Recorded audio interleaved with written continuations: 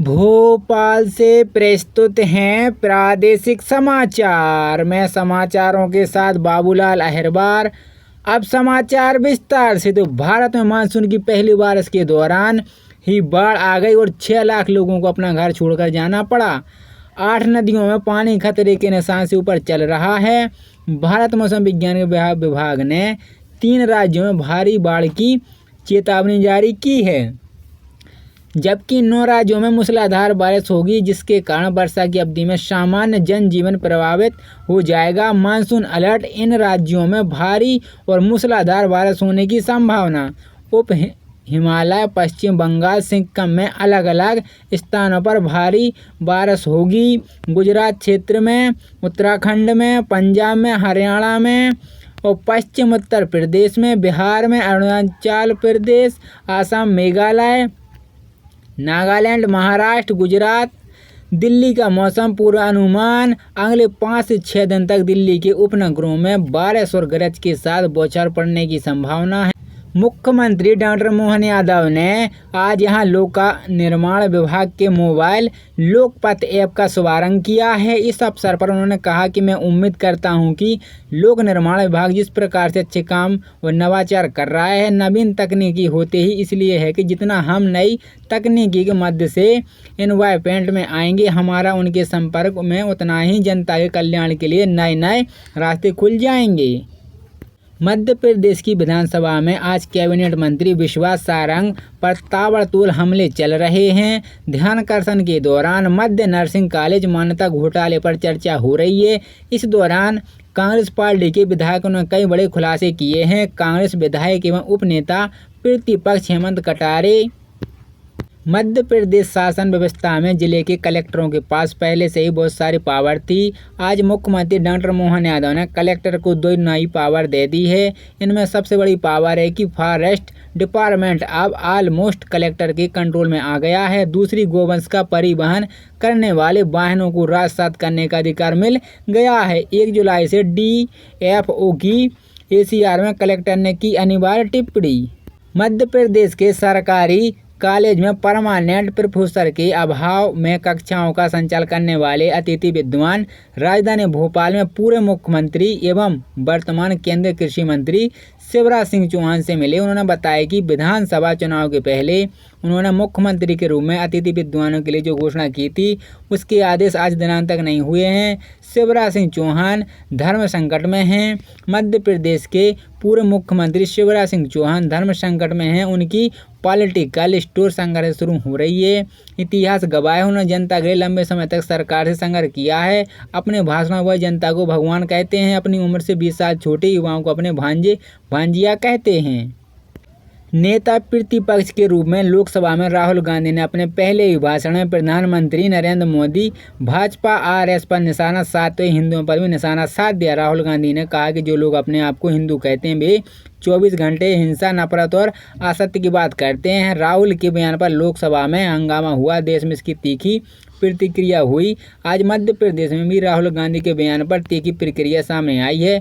मुख्यमंत्री डॉक्टर मोहन यादव ने कहा कि कांग्रेस को इसकी कीमत चुकानी पड़ेगी। उधर लोकसभा की कार्रवाई से अपने भाषण के अंश हटाए जाने पर राहुल गांधी ने कहा कि मुझे जो कहना था कह दिया, ये सच्चाई है। MP में CM डॉक्टर मोहन यादव बोले, कांग्रेस को इसकी कीमत चुकानी पड़ेगी। लोकसभा में नेता प्रतिपक्ष राहुल गांधी के पक्ष पहले भाषण के कुछ अंशों को आपत्तिजनक मानते हुए लोकसभा की कार्रवाई से हटा दिया गया। राहुल गांधी ने अपने भाषण के अंश हटाए जाने के बाद स्पीकर ओम बिरला को पत्र लिखकर आपत्ति जताई और उसके फिर जुड़ने की मांग की है। उधर मध्य कांग्रेस के वरिष्ठ नेता और पूर्व मुख्यमंत्री कमलनाथ ने भी आपत्ति जताते हुए कहा कि नेता प्रतिपक्षी भाषण के हिस्से से हटा देना न सिर्फ अभिव्यक्ति की आज़ादी पर सीधा हमला है, बल्कि भारत के लोकतंत्र को मूक बना देने की कोशिश भी है। कमलनाथ बोले, भाषण के हिस्से को हटाना संसदीय मर्यादा के अनुरुद्ध नहीं है। कमलनाथ ने एक्स पर लिखा, हमारे नेता और लोकसभा नेता प्रतिपक्ष राहुल गांधी ने राष्ट्रपति के अभिभाषण परिचर्चा में कल सदन में जो वक्त दिया, उसके कुल हिस्सों को सदन की कार्रवाई से हटा दिया गया है। राहुल गांधी ने स्पीकर को पत्र लिखकर उनके भाषण के लिए हटाए जाने पर आपत्ति दर्ज की है। अपने लंबे सांसदीय अनुभव के आधार पर मैं लोकसभा अध्यक्ष से अनुरोध करता हूं कि नेता प्रतिपक्ष के वक्त के हिस्से इस तरह से हटाना संसदीय मर्यादा के अनुरूप नहीं है। कमलनाथ ने कहा कि सदन के नेता के पास चर्चा के अंत में अपनी बात रखने का पूरा मौका होगा। सत्ता पक्ष के सांसद भी राहुल गांधी की बातों का जवाब दे सकते हैं। नेता प्रतिपक्ष के भाषण के हिस्से हटा देना न सिर्फ अभिव्यक्ति की आज़ादी पर सीधा हमला है, बल्कि भारत के लोकतंत्र को मूक बना देने की कोशिश भी है। लोकसभा में कहा राहुल गांधी ने।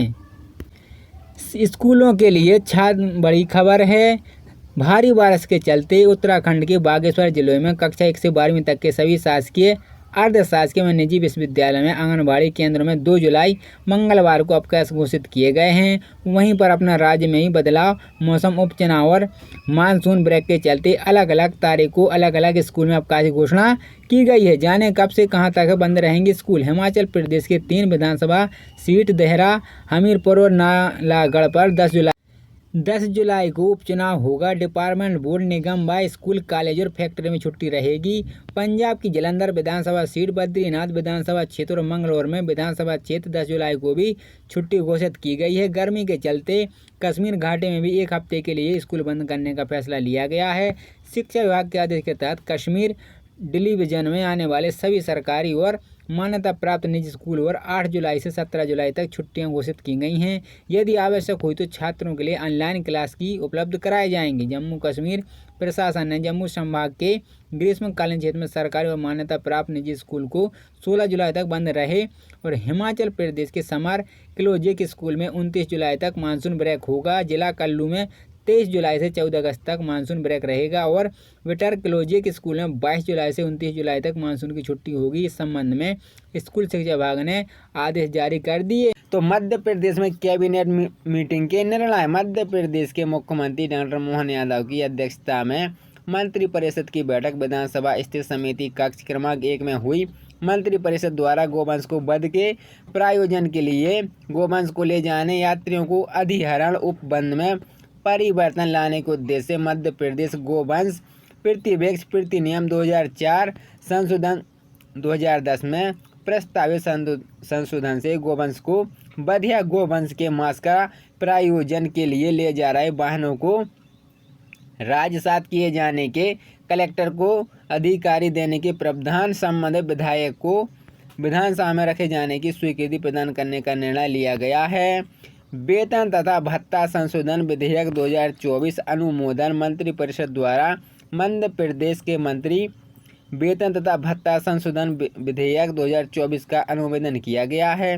विधेयक पर आवश्यक कार्रवाई करने के लिए सामान्य प्रशासन विभाग को अधिकृत किया। तो मध्य प्रदेश के मुख्यमंत्री डॉक्टर मोहन यादव ने रविवार को 1 जुलाई को अपने विधानसभा कैबिनेट के साथ अहम बैठक की है। इसमें सीएम ने कहा कि बड़े नियमों को मंजूरी दी है और कुछ पुराने नियमों में बदलाव किए हैं। इससे सबसे खास नियम मंत्रियों के टैक्स भरने में जुड़ा हुआ है। अब हर मंत्री को अपना टैक्स सरकार को खुद ही भरना होगा। इसमें सरकार की तरफ से कोई मदद नहीं दी जाएगी। इसके अलावा अब प्रदेश के सभी कुलपतियों को गुरुकुलु के नाम से जाना जाएगा। आइए हम आपको बताते हैं कि सरकार ने किन नियमों में लागू किया है और किन नियमों में बदलाव किया है।